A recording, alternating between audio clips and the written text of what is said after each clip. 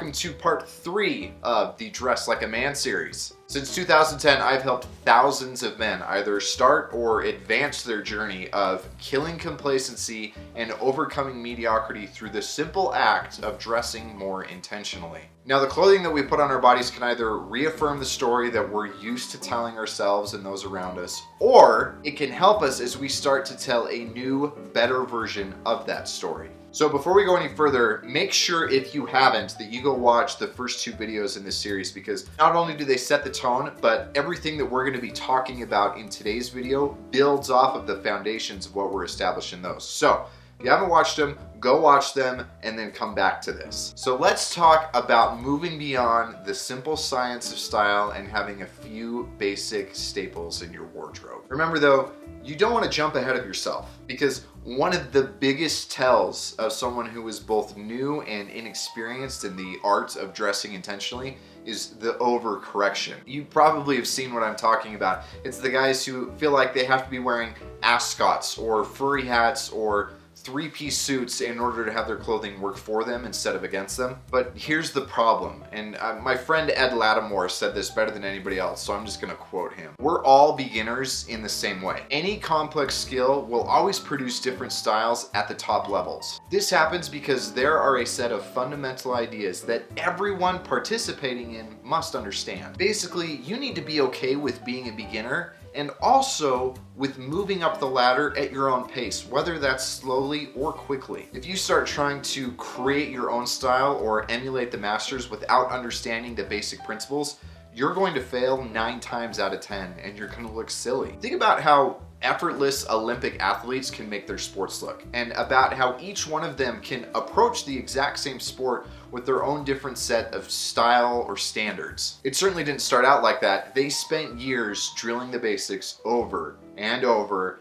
and over again. As they started to progress, they figured out how they could take these same principles and apply them to their own circumstances, or give them a little bit of a different application, then continue to practice over and over and over again, and eventually become masters. Focusing on the perfection of advanced techniques without familiarity at the basics is just as misguided with your style as it is for athletes or musicians or anybody else who's developed a complex skill set. Basically, if you don't understand the science of style and already have a few key, simple items in your wardrobe, you're going to be making this stuff way more difficult than it actually needs to be. However, if you feel like you've already got that down and you're ready to take it to the next level, the key to that is understanding that clothing is communication and your style is telling a story. I want you to think back to a film or a book or some sort of story that really resonated with you. I want you to think about the hero, the challenges that he faced, the obstacles that he overcame,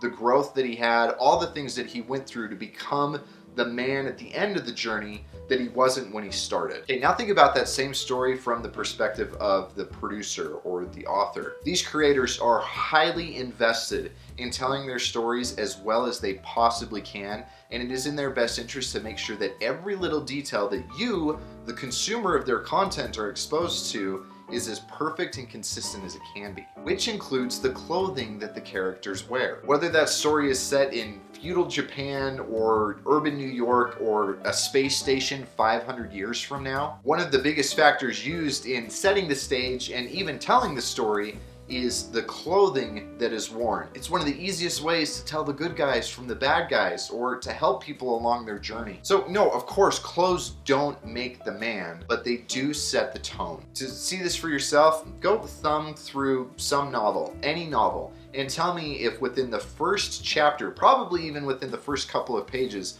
the author doesn't take a paragraph or two to actually describe what the characters are wearing and what they look like. Go back and watch your favorite film and see if the characters are wearing amorphous, androgynous gray sacks that wouldn't necessarily stand out or fit in at any other point in history. Of course not. They're wearing clothing that is appropriate to the story that's being told. The best storytellers in the world understand that the way that their characters look can be a big part in helping the audience either identify with or reject them. For the most part, heroes look like heroes and villains look like villains, which is not to say that it's universal as far as the actual application of style.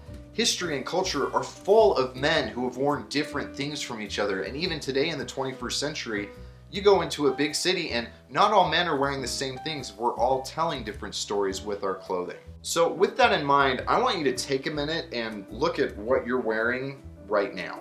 Do it. Just look at it. What does it communicate to the world around you? If you were to see another man wearing the exact same clothing you have on right now, what would your assessment of him be? Is that the story you want to be telling? Does it need a complete revamp or maybe just a little editing? In order to elaborate this idea, we're going to pull some examples of two of the main stories that men have always been interested in telling each other: mastery and loyalty, and how your clothing can contribute to this communication. Now, mastery is a huge component of masculinity. It's how we size each other up. It's how we know if another man is someone that we should admire, respect, maybe even fear. It's helped establish hierarchies and solidified organizations for millennia. Think about the men you and others around you look up to. Part of the reason that we admire and respect them so much is because they're masters in their own domains. The best athletes, artists, and businessmen all succeed in large part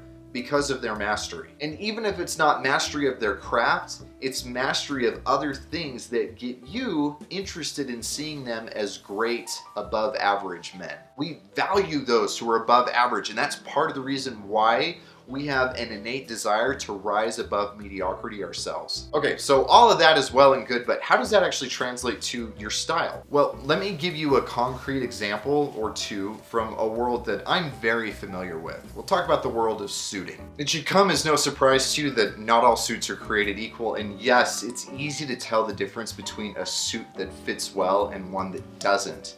But mastery certainly doesn't end there. Most men will start thinking immediately of big, bold, in-your-face ways to improve their suiting. They'll think that a demonstration of mastery requires bright colors, bold patterns, or unique fits that aren't average. Basically anything that someone who's not into the world of suiting would look at and recognize it as, okay, this isn't your average suit. But the real masters in this sartorial world of suiting know that yes, those things sometimes can correlate with better suiting or mastery, but they're certainly not the cause of it. For that, they look at much more subtle indicators. Take, for example, the barchetta pocket. Now, this is a small and a simple thing. It's basically a version of a breast pocket on a suit jacket or a sport coat that, rather than being cut straight across, starts to curve upward as it moves out away from the center of the chest. To the uninitiated, this can look odd or amateurish, and that's assuming that the average guy even notices it at all. But those who are part of the sartorial tribe will see it and recognize it as a symbol of both mastery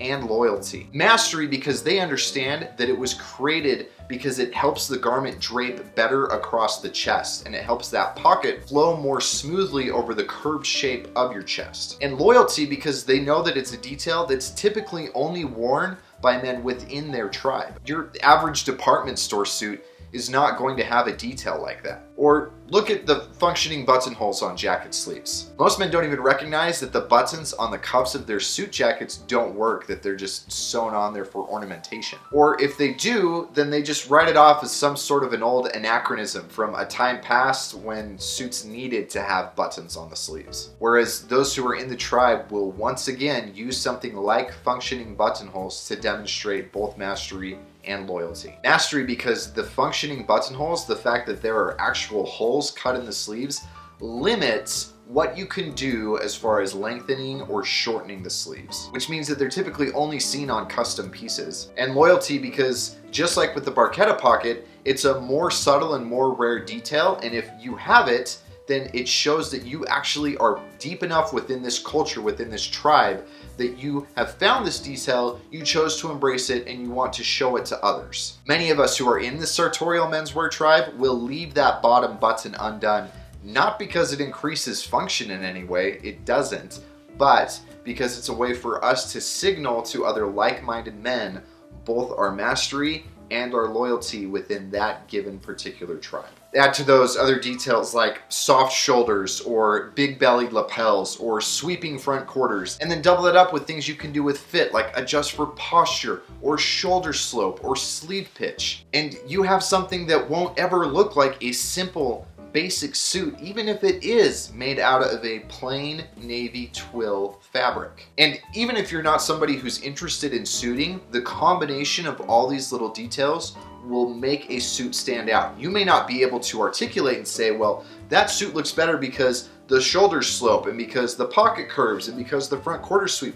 The average guy isn't going to be able to actually identify and call out what makes it better, but he will be able to see that suit A looks better than suit B. Which brings us around to one of the biggest and most important aspects of dressing intentionally. If you take those same 10 items that I gave you in the last video and you want to expand from there, that does not mean that you're limited to buying different or more items. You can take those same 10 items and buy variations of them that make them better. That navy sport coat that I wore in that second look, that's simple, but it's not, because it fits me great. It's got the barchetta pocket, it's got patch pockets, it has soft shoulders, all of those little subtle details. That's why you guys are able to recognize that that's not a department store jacket, that there's something special about it, even if it is the most boring staple of all time, the plain navy sport coat. Which ultimately, if you think a piece like that is boring, it's because you're still in a limited mindset where you think that the only way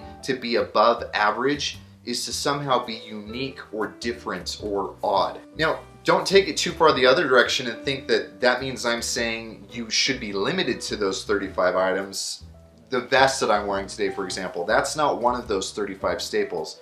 But I also don't want you to think that the only way to improve your wardrobe is that you have to go buy things that nobody else is wearing. You can do the same thing and just do it better. Going back to our example of athletes, the best guys in the Olympics, they're not playing a different sport, they're not playing by different rules, they're just doing a better job within the existing rules and the existing functions of the sport. So there's the basics of it, and here's your formula for dressing intentionally. Learn the science of style, things like fit, color, and pattern. Pick up culturally neutral but great looking staples to help you start building a versatile and effective wardrobe, and then get deliberate about what stories you want your style to tell and how it's going to actually accomplish that. It's the same formula that well-dressed men have used forever, and it will work just as well for you as it does for anybody else. So if you're really ready to dial this in, to start really dressing in a way that leads to real life benefits, I'm gonna be releasing a course for you guys in the next couple of days. And this is the way that it works. I take the things that we've talked about over the last 3 days, that formula, and I dive in deeper on each one of them. I give you all the science of style stuff: fit, color, contrast, pattern, proportions, all of it. Then you get all 35 of the items I recommend you have in your wardrobe. And finally, give you all 4 stories that men are primarily interested in telling each other,